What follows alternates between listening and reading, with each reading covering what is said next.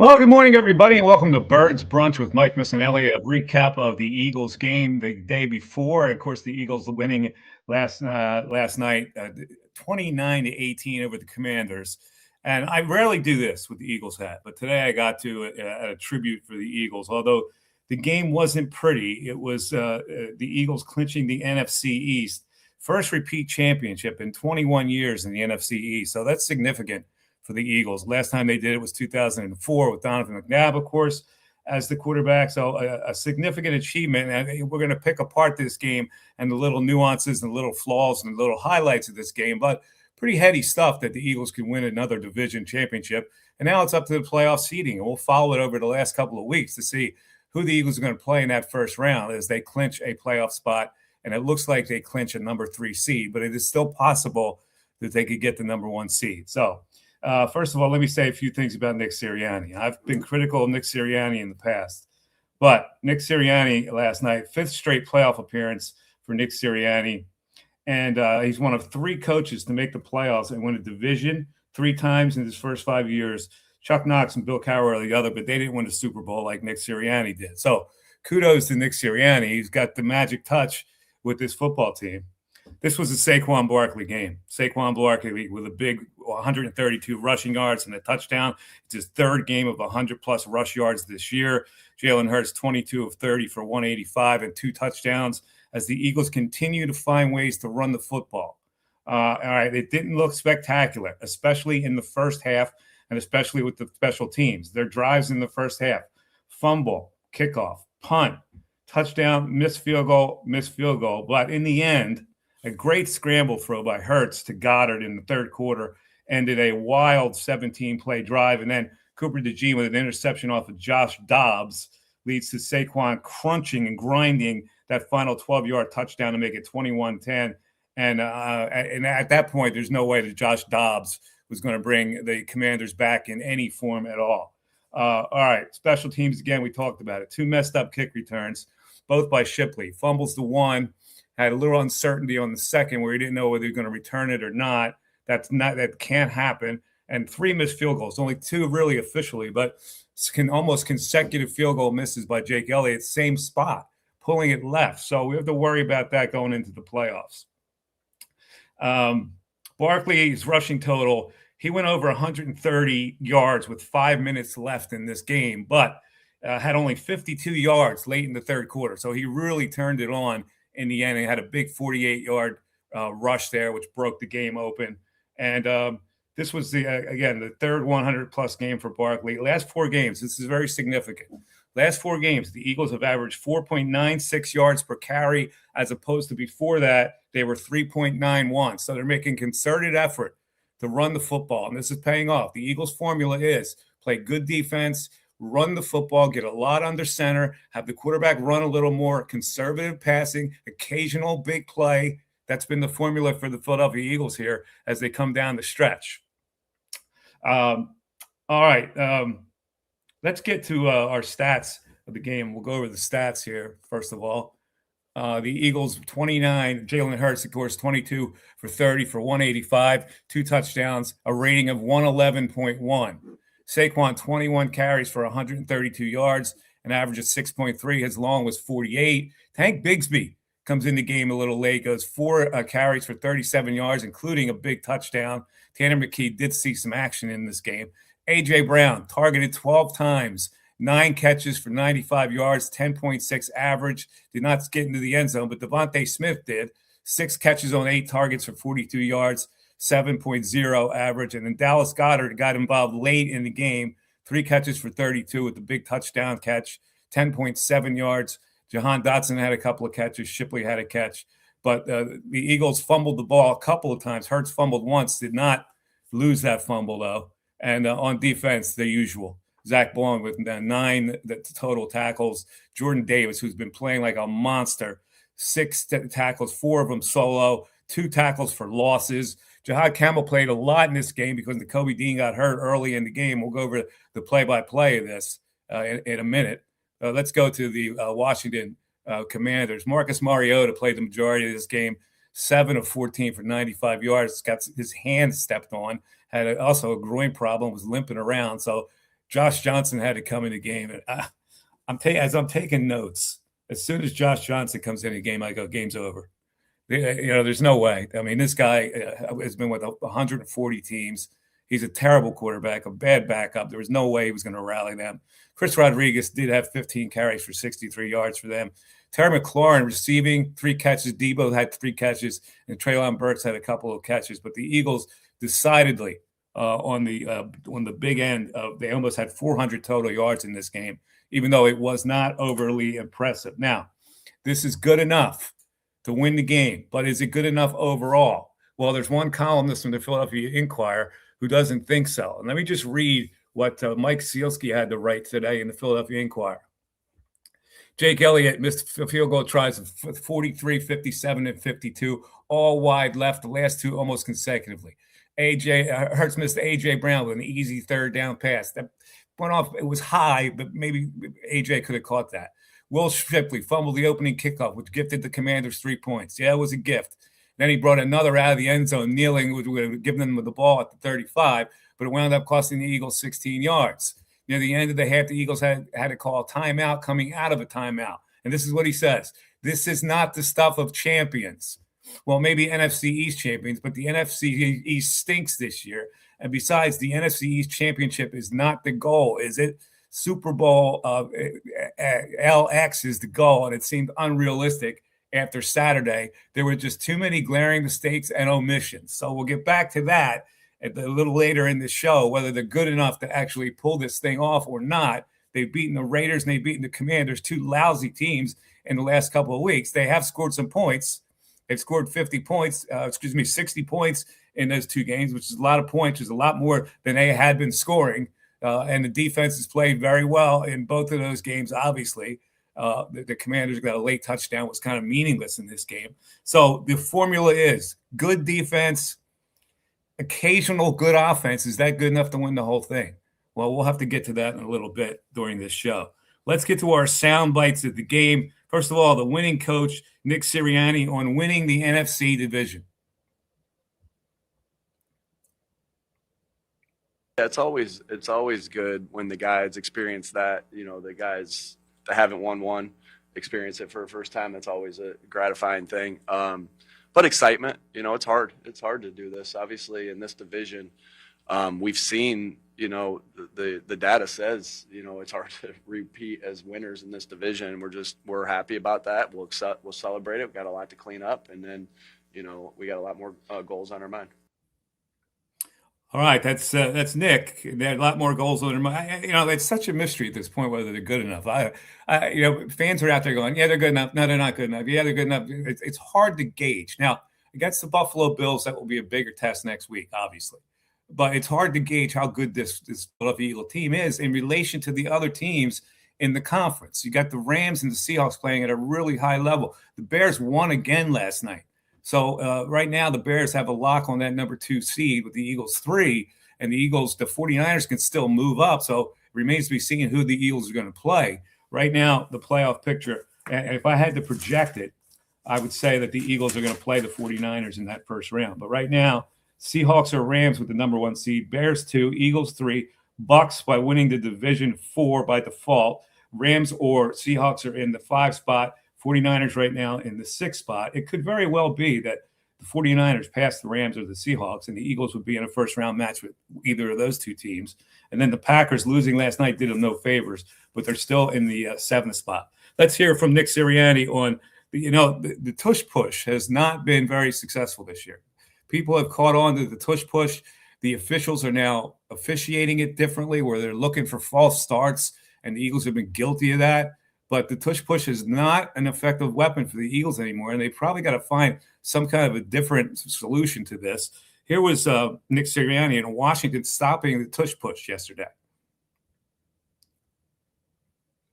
Yeah, teams adjust. We got to continue to adjust. I think, credit to them. They did a really good job of stopping us there. And then also, they got us to jump off sides and put us back.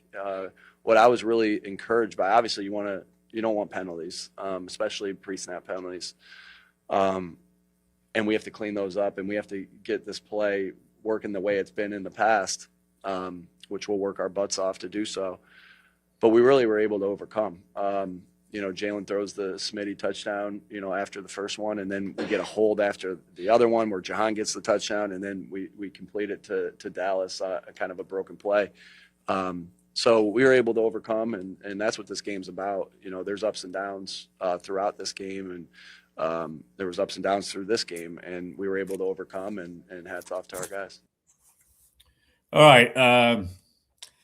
Now, the tush push didn't hurt them, obviously, because they did find Goddard for the touchdown. But this is kind of problematic. The way I look at the tush push is this. It's such an advantage for the offensive team on the tush push. There's no reason to jump. There really isn't. You got all that weight behind you anyway. Don't jump. Just get the snap and plow through. I think these guys are getting a little too eager because they think the opposition is piling up trying to stop it, and they have to get a jump on it. But I don't think you do. I don't think you have to get a jump on a tush push. Just play it straight. You've got all the leverage behind you that you need. If you don't commit a penalty in that situation, it's going to be successful. So we'll see what they do from this point on. All right, Jake Elliott. Last year, kind of went through the same kind of slump. As you go into the playoffs, you go, boy, we wonder about our kicker. Here's what the head coach had to say about Jake Elliott's struggles. I have the utmost confidence in Jake. I think like any team, you have ups and downs, and that's just not offense, defense, that's special teams, and that's your kicker too. I have a ton of confidence in him that he'll respond, he'll rebound from this because he's mentally tough and a great kicker, and we have the utmost faith in Jake moving forward. All right, that's all good. I hope I have faith in him too. Those kicks were exactly the same kick, yanked to the left. So he's got to figure out how to kick it a little differently. Maybe kick it to the right, upright, and curve it in there, and draw it, do a little draw action in there. But he's a good kicker. Okay, there's no other solution. So you got to have to live with it. That you can't go outside right at this point and get another kicker. You just have to have faith in the guy, like the head coach said. All right, Jalen Hurts. Always entertaining for his parables. I love to listen to him. He's like listening to the Zen master. So Jalen on the winning the division for the first time, and the new guys that are involved in winning a division as the Eagles will repeat as NFC titleist. Here's what he had to say. Absolutely. There's always joy found in winning collectively, truly embracing that. And when guys put the team first, that's when things are truly fun. And you think about all the guys that are onboarded and come into the team. Every team changes every year, and not everyone experiences the same things because they're not here. It always changes. My point is, as a leader and as a quarterback, you want everybody to experience that level of winning. And so this is a first step for us. All right, there's Jalen. And now he goes over the fact that the winning recipe over his last 5 years as a starter is pretty significant. And I know there's a lot of people that complain that he doesn't do X, Y, or Z, but Jalen Hurts in the playoffs 5 straight years. And here's what he had to say about the winning recipe. I've said it multiple times. These times,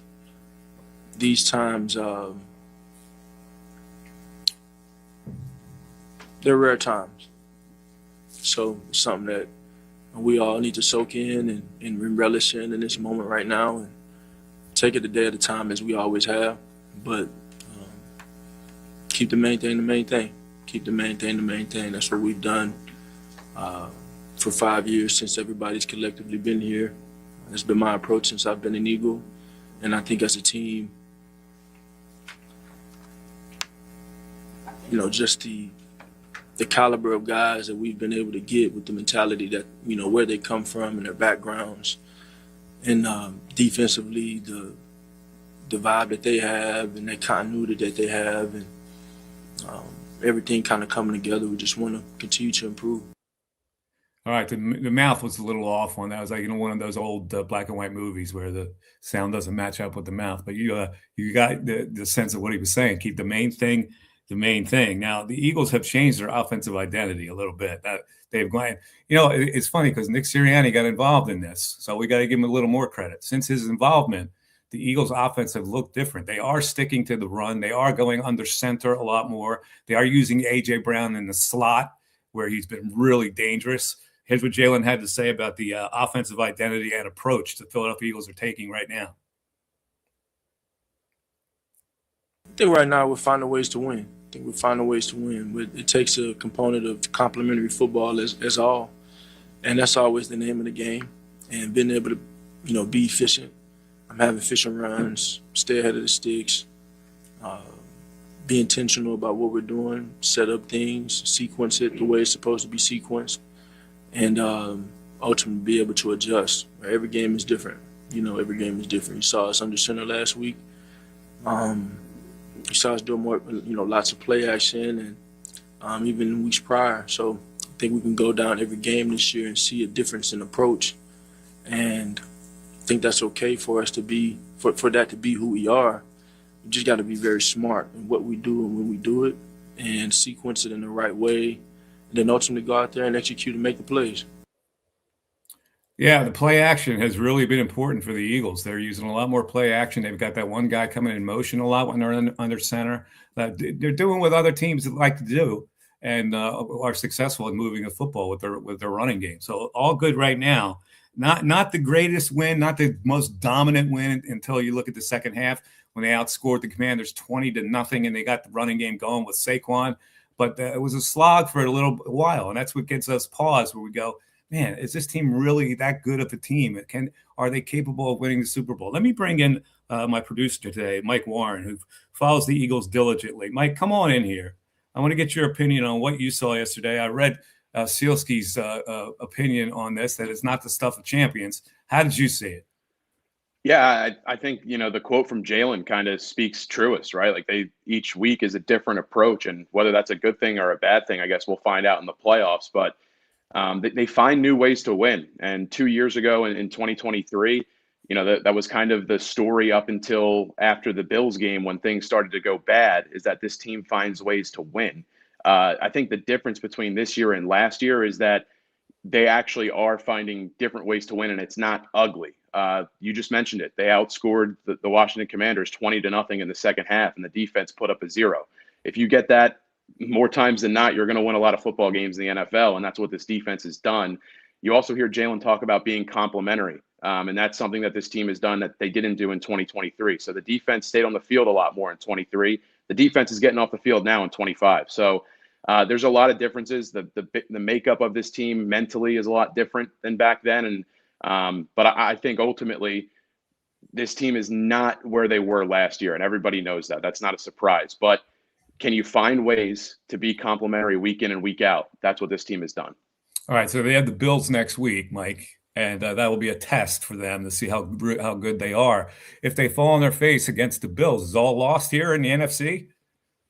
No, I don't think all is lost. I think you got to, go back to making it a season by week kind of a mindset when you get to the playoffs, and understand, you're not going to play your starters against Washington in the final week of the season.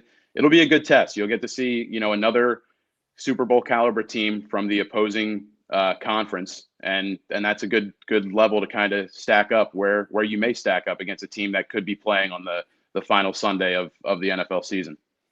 All right, Mikey, thank you. Let's take our first break. We'll come back with our play-by-play as I see it. When I chart a game, I go down on a flow chart, play-by-play. So we'll relive the every moment of this game from the opening kickoff, which was fumbled, to the end where a brawl happened. And we'll talk about that brawl in a little bit. Saquon had a few things to say about that brawl where Tyler Steen was ejected and 2 Washington Commanders over, I think, it was the Eagles going for 2 and and the perception that they were running up the score.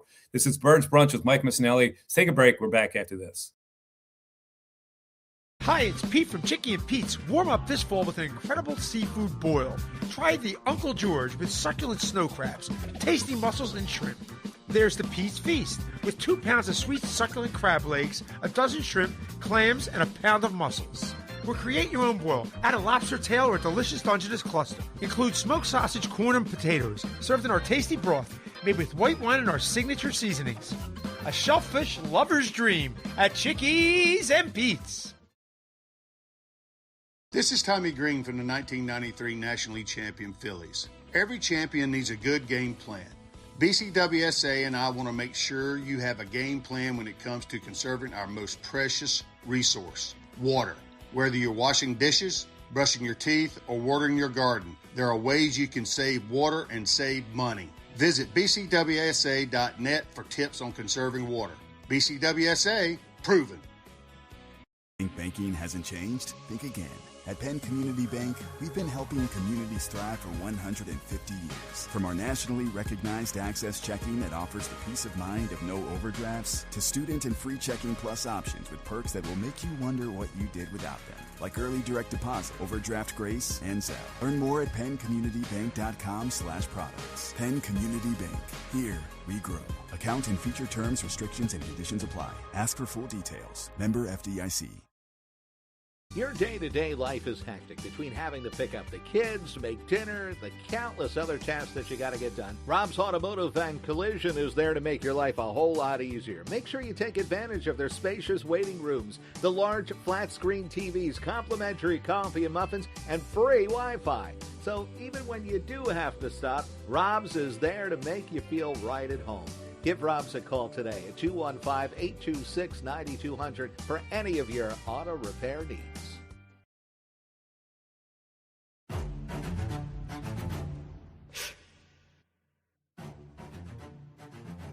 All right, we're back on Birds Brunch with Mike Missanelli. Let's go over the nuts and bolts of this game, the play-by-plays. The Eagles win the game 29-18 with a little brawl at the end, which is the competitive nature of these teams. The Washington Commanders have nothing to play for. They're obviously frustrated that they're getting hammered at that point, so they start some shenanigans. And the Eagles, I've never seen Tyler Steen all steamed up, but he did get all steamed up. All right, so the Eagles come in with a 9-5 record against the 4-10 Commanders. The Eagles, of course, winning the division for the second straight year. In the NFC, they clinch a playoff spot. It looks like they're going to be the third seed in here. Let's start off with they get the kickoff. Washington defers, and Shipley fumbles it. Sanders still punched it out. Washington recovered at the 27-yard line. Mariota hit McLaurin for 9 yards to get a first down, and then Rodriguez gets a first down at the Eagles' 6-yard line. Third and goal situation, though, incomplete with DeJean on a good cover, which gave them 3 points when Moody kicked it through. So it's 3-0 Washington. The Eagles spot the Commanders 3 points in that situation. The Eagles' first drive, not good. They punt in that situation. And somewhere along the line in Washington's second drive of the game, Nakobe Dean gets hurt. So he's out of the game. Campbell has to come in and play the rest of the game. The Eagles' second drive starts at the 35, and this was a really good drive. It would have been my drive of the game if they didn't have that 17-play drive a little later. First down pass to Devontae. Hurts scramble, gets a first down at the Washington 33. Hurts to A.J. for a first down at the 18. Hurts had a touchdown to Smith, but Devontae couldn't handle it, couldn't hold it there. 2nd and 10, Hurts to A.J. for 16 and more. They get to the Washington 3. Barkley powers in a little bit short. Then they go tush push. Formation, tush push, false start. Gets him back, 2nd and goal at the 6. And this is where Hurts comes up with a big play. Hits Devontae for the TD. 4 plays on that drive were at least 14 yards. So that was a really good drive for the Eagles to take command in the 7-3 lead. Washington had punts on their next drive. The Eagles had a drive that fizzled, that began at the 10. Hurts got 16 yards on a first down scramble. Barkley had 9 on the next play. Hurts hit A.J. for 24 yards in this play. Barkley on an RPO gets the first down to the Washington 24. They missed a wide-open A.J. with a high throw. The ball was in his hands. He had to reach above him, but it's a ball he could have pulled in, but he did not. Bad throw. 3rd and 11, incomplete, results in a field goal attempt, 45 yards. Hooks it. No good. All right, Washington. Subsequently, the next drive, they take the lead, a 42 pass from Mariota to McLaurin, where he runs past the Dory Jackson, gets to the Eagle 30, screen pass to Debo for 14 more. They get to the Eagles 11, 3rd and 4 at the 5. Crosley Merritt tried to get in there. It looked like he got in there. They 4th down challenge it. He was short. Rodriguez gets a first down at the 1.5 yard line, and then he punched it in with 3:40 left in the second quarter, and it's 10-7 Washington. The Eagles, Shipley, another kickoff flub. They start the drive at the 19 as they go into the 2-minute warning. Short passes to AJ all drive as they're moving the football. Hurts had the ball knocked out of his hands. He picks it up, but that set up a 3rd and 8 with 25 seconds left. Hits AJ to set up a 4th and 4 and a field goal attempt, 54 yards. He is hooked left. However, Washington offside, lined up offside, gives the Eagles a first down. They get 5 yards closer. Tyler Owens was the guy that jumped offside. That's our non-play of the game, by the way. And then the field goal from 52 is pulled left. So your halftime score, the Commanders up 10-7. We go to the second half. Washington punts on their first possession. Here comes the Eagles' big drive. They begin it at the 17. They get short passes. They get Barkley runs. They get it up to the Washington 40. On a 3rd and 10 at the 40, a swing pass to Shipley, which I thought was a very odd call there. But going for it on 4th down, 4th and 7, Hurts is intercepted. However, illegal contact on the play against Goddard gets the Eagles a first down.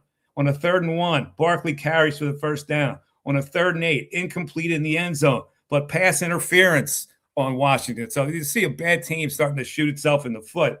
The Eagles get a first down at the 1. The tush push is stopped. They tush push it again. They get a false start.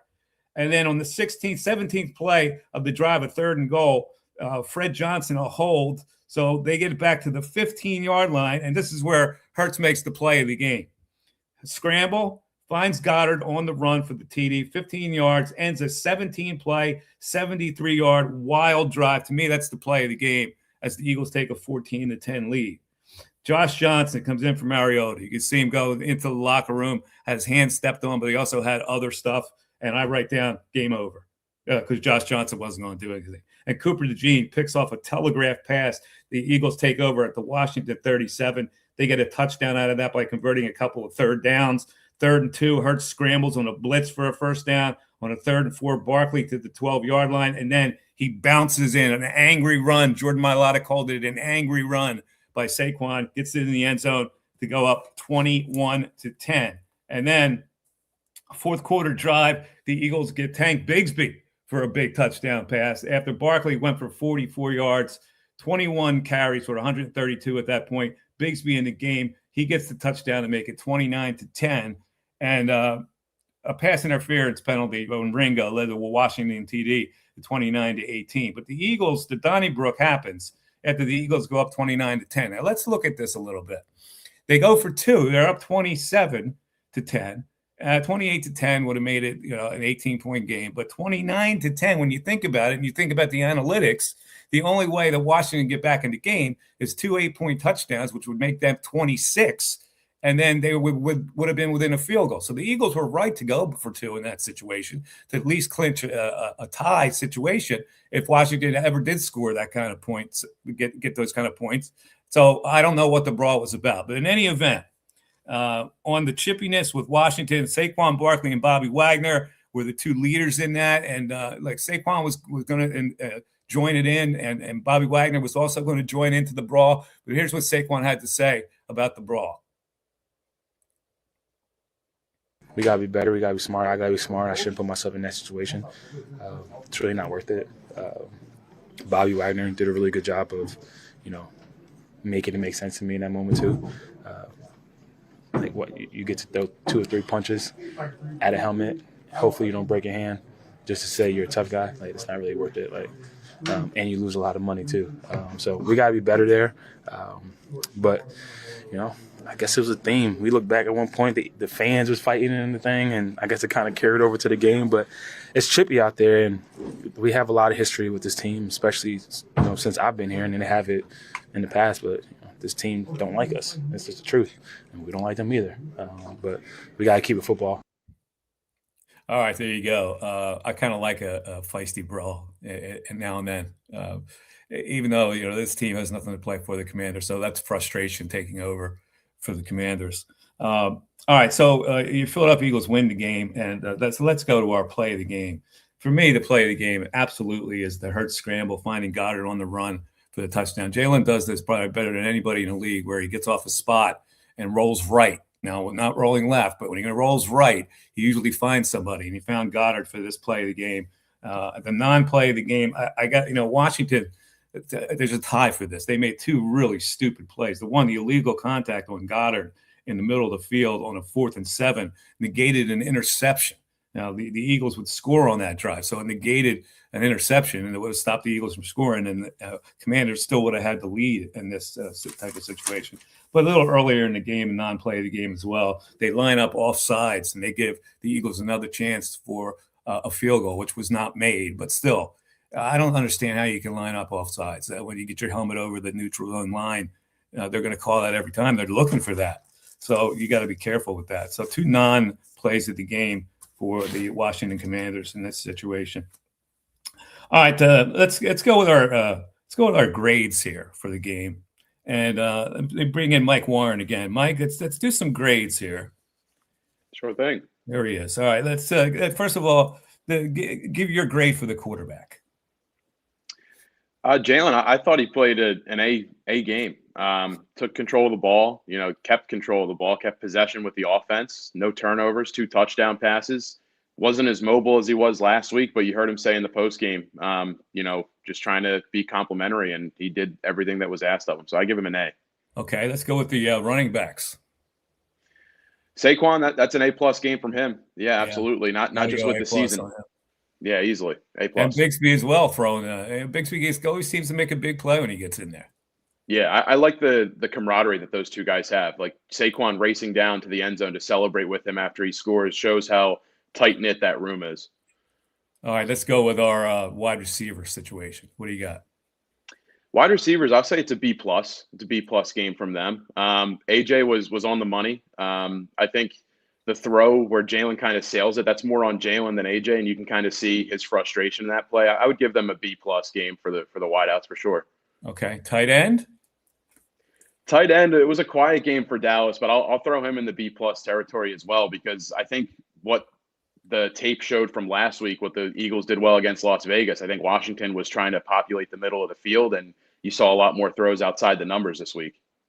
All right, let's go to our offensive line. How do you feel about the offensive line's performance in this game? This was definitely one of the better offensive line performances of the season. I mean, tough not to give him an A. For this game. Saquon gets over 100 yards rushing and a score, 2 rushing touchdowns in the game, and Jalen had all day multiple times to make plays down the field. So it's an A game. All right, for so the we're all good on offense. A lot of A grades on offense, Mike. Yeah. I know.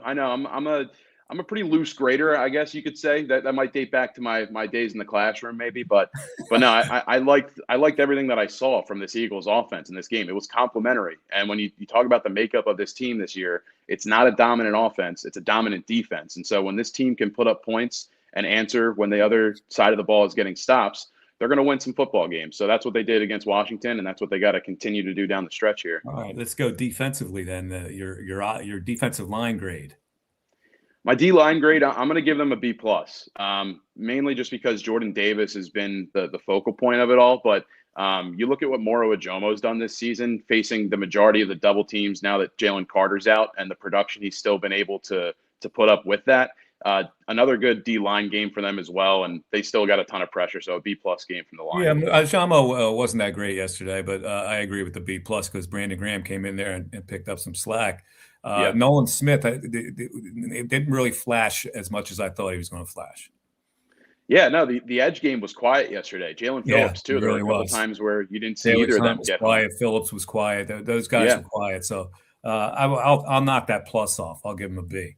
All right. Linebacker. Now, Campbell had to play a lot in place of Nakobe Dean. I didn't hear much about Campbell, but Zach Bond had another monster game.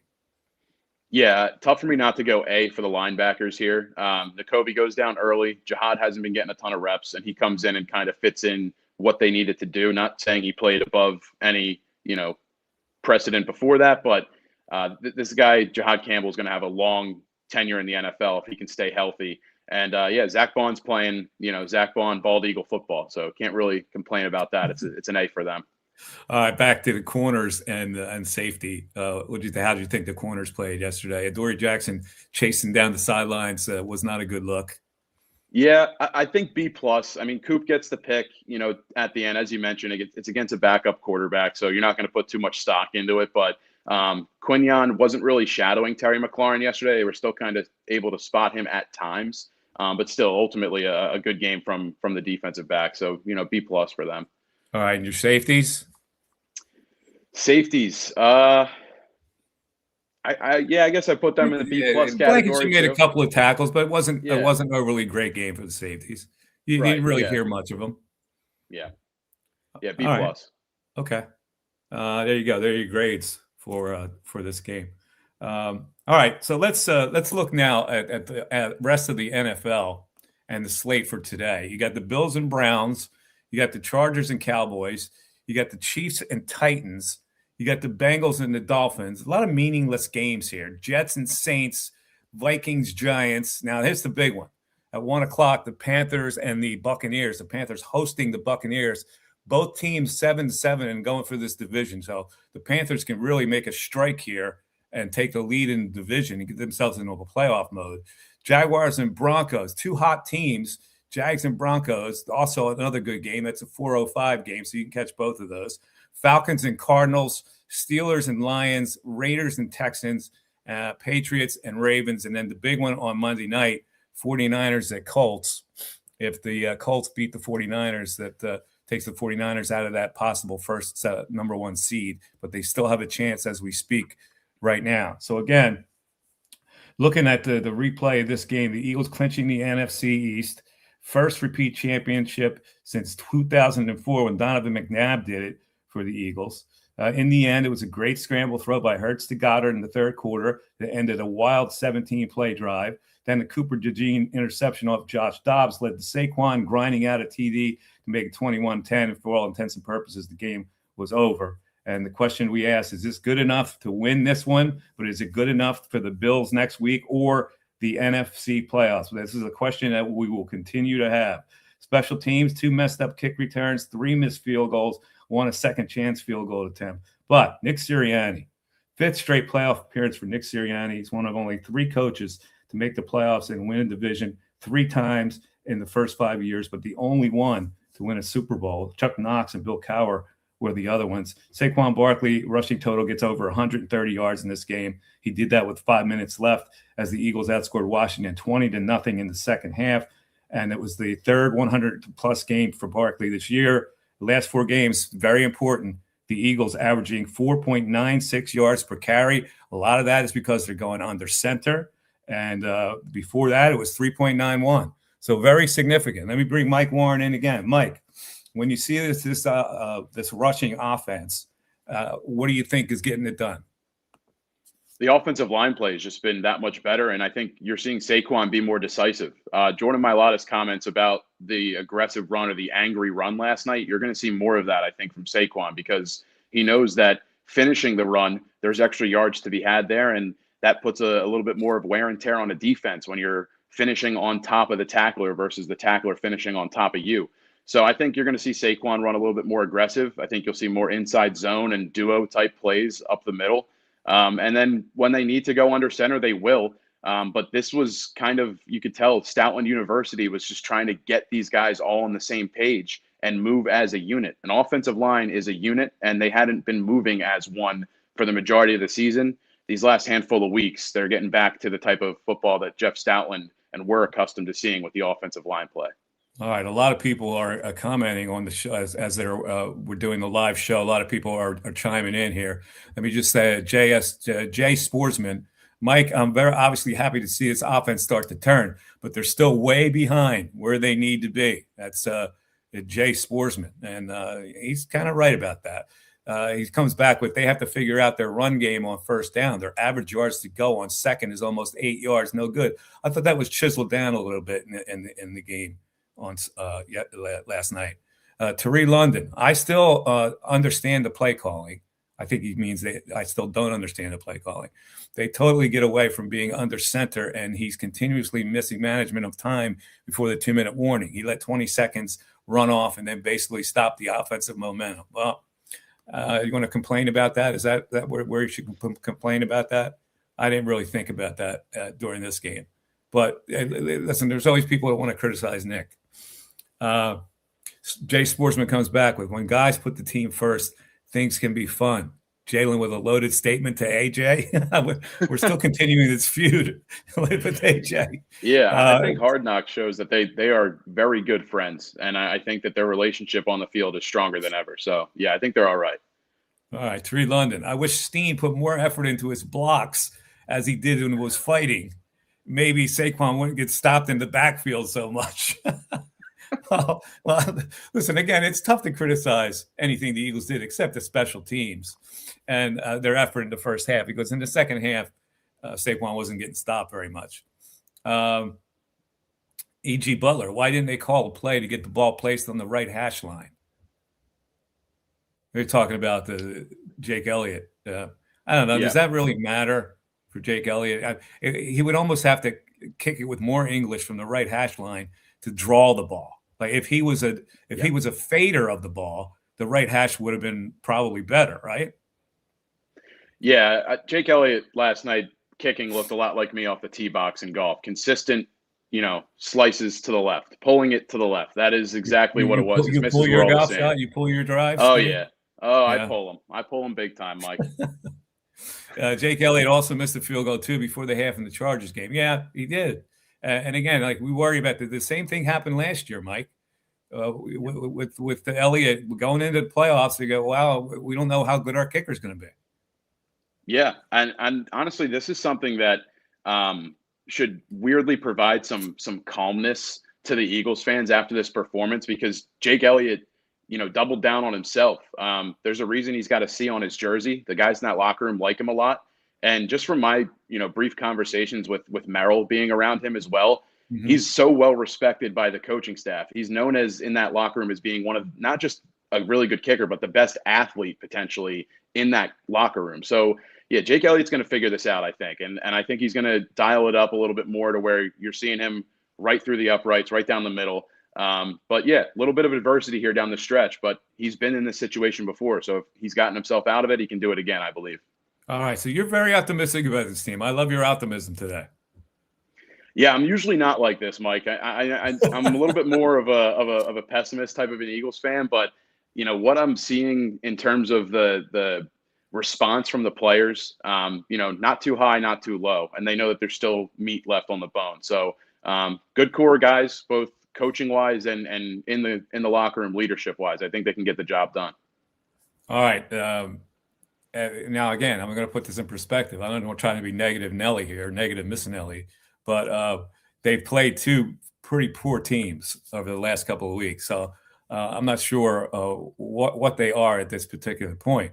The columnist, Mike Sealski, in today's Enquirer said, this is not the stuff of champions. Well, the NFC champions, okay, but the NFC East stinks, and the NFC East championship is not the goal. Is it Super Bowl is the goal, and it seems unrealistic after Saturday. So I don't know. There are 2 ways you can go here. Be optimistic on what the Eagles are doing right now with their offense. Their defense has been solid. You can count on their defense. That travels if they have to travel. If they have to go on the road, their defense travels. But the offense, again, it woke up in the second half, did not wake up in the first half against a bad football team. So I think it's justified that people are a little reluctant to go all in on this team. All right, so we'll just have to wait and see. Next week against the Buffalo Bills will be a good test for them. All right, thanks everybody for watching Birds Brunch with Mike Missanelli. We'll wrap it up here on that note. The Eagles with a 29-18 win over the Washington Commanders. They clinched the NFC title, and it's the first time since 2004 that there's been a repeat champion in the NFC East, and it happens to be the Philadelphia Eagles. Thanks for getting up Sunday morning with us today. Have a great rest of the day. Watch the football today, and follow the playoff picture as we continue to follow what's coming down the home stretch of the NFL football season. For Mike Warren, I'm Mike Missanelli. Thanks, everybody, for watching, and we'll talk to you next week. Bye-bye.